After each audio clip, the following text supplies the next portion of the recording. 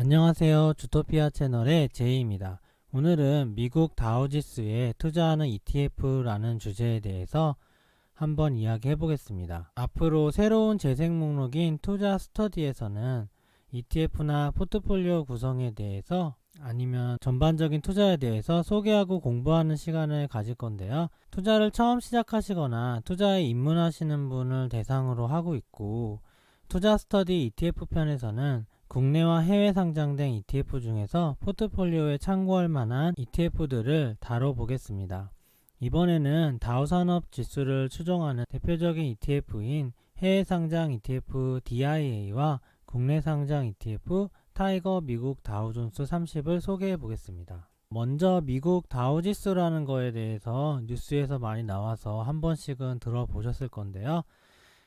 최근에는 S&P 500 지수가 굉장히 유명해졌어요. ETF 투자가 보편화되기 시작한 최근 몇 년서부터 S&P 500 지수가 수익률 측면에서 다우지수보다 높기도 했고, ETF 투자의 합리적인 지수 산정 방식이어서 최근에는 S&P 500 지수가 다우지수보다 좀 더 대표적인 지수가 됐는데요. 5년에서 10년 전만 해도 S&P 500 지수는 생소했고, 미국 주가 지수 하면은 다우지수를 이야기할 때가 많았습니다.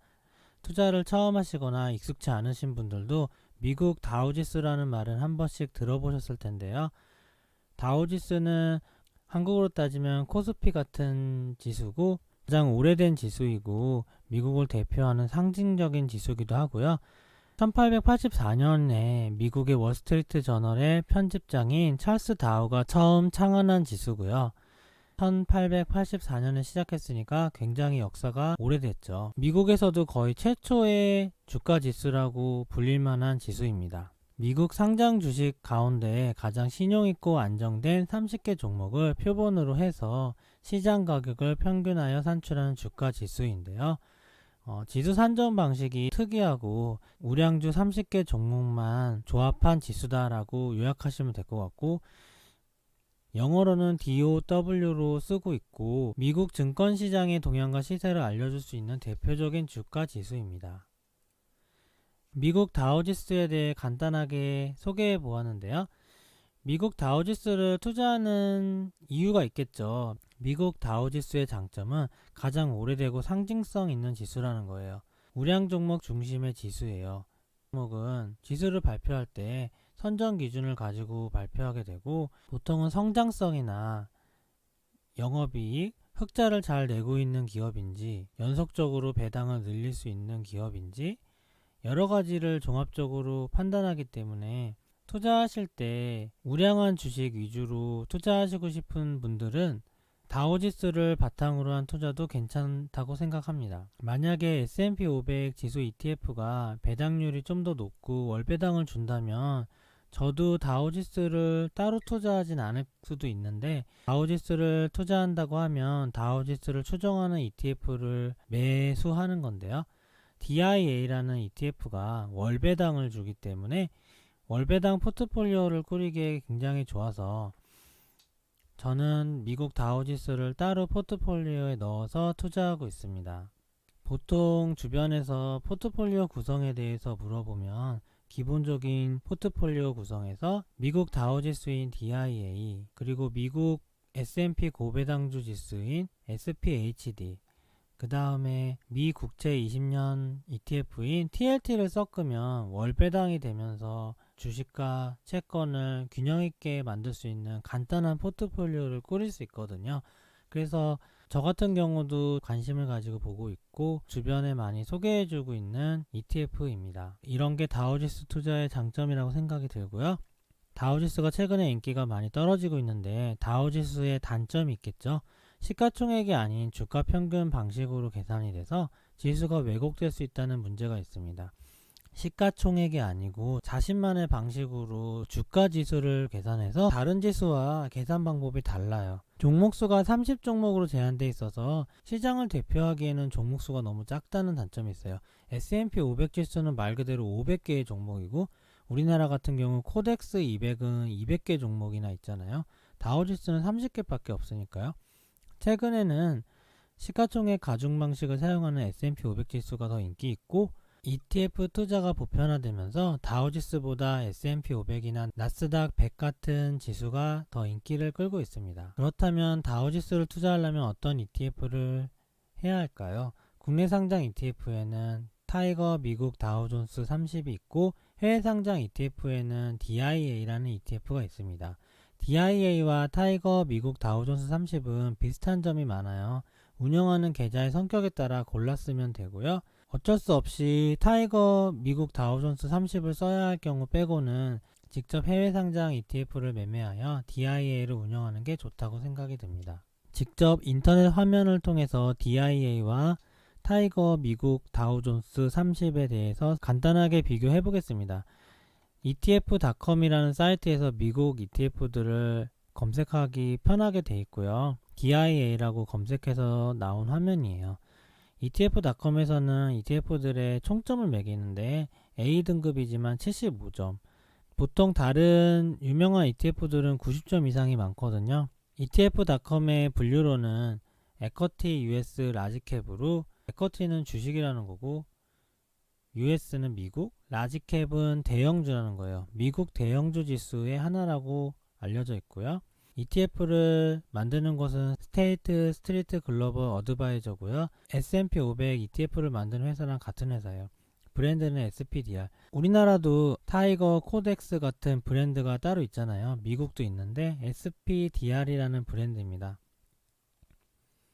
처음 시작은 98년 1월에 만들었고 ETF 수수료는 0.17, 다른 지수 상장 미국 ETF들 중에서는 수수료가 조금 비싼 편이에요. 총 자산은 22.85 빌리언 달러인데 굉장히 많은 양에 속합니다. 보통 10 빌리언만 넘어가도 투자하기에 전혀 문제 없는 볼륨인데, 근데 유명세에 비해서는 좀 작아요. 아마 스파이 같은 경우는 300 빌리언이 넘을 거예요. 순위로는 미국 상장 ETF 중에서 몇십 번째 정도 되더라고요.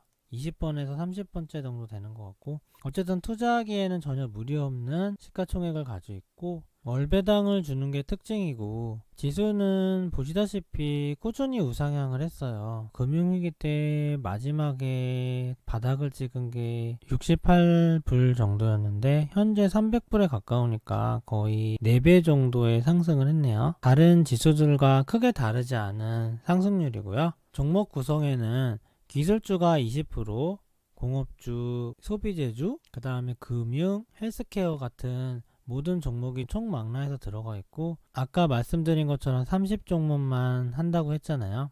종목별 구성은 30종목으로 되어 있는데 보시다시피 보잉이 가장 많네요. 종목별로 비중이 다 같진 않아요. 보잉과 애플이 많고 골드만삭스 같은 것도 많은데, 쭉 내려가면 맥도날드도 있고요, 3M도 있고 JP 모건 체이스도 있고 월마트도 있고 나이키도 있고, 마지막에 내려가면 파이자 같은 제약회사죠. 파이자 같은 곳은 0.93%밖에 안 되잖아요. 30종목이 모두 다 같은 비중으로 구성된 건 아니고요. 종목이 31종목이라고 나오죠. 배당률도 나오는데 2.27%의 배당을 줘요. 2.27%의 배당을 월배당으로 주니까 생각보다 저는 괜찮다고 생각하고 있어서, 배당 위주의 포트폴리오를 구성할 때는 다우지수를 추종하는 DIA ETF를 넣는 거를 괜찮다고 생각하는 편입니다. 그러면 이제 국내 상장된 ETF에서 다우지수를 투자하려면 어떻게 해야 되는지 알려드릴게요. 먼저 네이버 금융에서 다우라고 치고 검색을 합니다. 그러면 다우의 키워드에 해당되는 종목들이 10종목이 나오잖아요. 이게 전부라고 생각하시면 돼요. ETN은 좋긴 한데 이쪽에서는 따로 할 ETN이 별로 없어요. ETF는 3개가 있거든요. 킨덱스 다우존스 리츠, 아리랑 다우존스 고배당주, 타이거 미국 다우존스 30, 이것밖에 없고요. ETF를 투자할 때는 거래량과 거래대금을 보는 게 중요한데, 보시다시피 거래대금이 킨덱스와 타이거가 조금 높잖아요. 아리랑은 거래대금이 낮아서 제외할게요. 타이거 다우존스가 거래량도 가장 높고, 킨덱스 다우존스 리츠는 다우존스에서 리츠만 해당돼서 하는 거잖아요. 타이거 다우존스 30이 아까 말씀드린 DIA 같은 ETF와 부합되게 30종목으로 구성하는 ETF라서 이거를 보겠습니다. 타이거 다우존스 30은 좋은 점이 환해지가 안되는 환노출 ETF예요. 환해지랑 환노출의 차이는, 환해지는 환율의 변동성을 해칭해서 가격에 적용시켜 주는 거고, 환해지는 보통 ETF 뒤에 H라고 붙게 되는데요.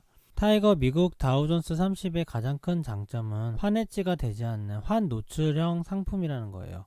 환노출형 상품이 왜 유리한지는 차후에 알려드리도록 하고, 어쨌든 환율의 변동성에 노출이 되어 있다고 생각하시면 돼요. 즉 달러로 사는 DIA ETF를 투자할 때랑 비슷한 조건에서 투자를 하게 된다고 생각하시면 됩니다. 그게 장점이고요. 시가총액도 우리나라 ETF 치고는 높은 206억이고, 아까 보셨다시피 DIA는 펀드 보수가 0.17%잖아요. 근데 다우존스는 굉장히 비싸요. 2배 비싸서 0.35%인데 우리나라 해외 상장 ETF 치고는 낮은 편입니다. 이렇게 수익률도 나름 괜찮고, ETF 주요 구성 자산은 DIA와 비슷하게 미국 다우지수 30에 포함된 주식들을 직접 계약하는 방식으로 되어 있습니다.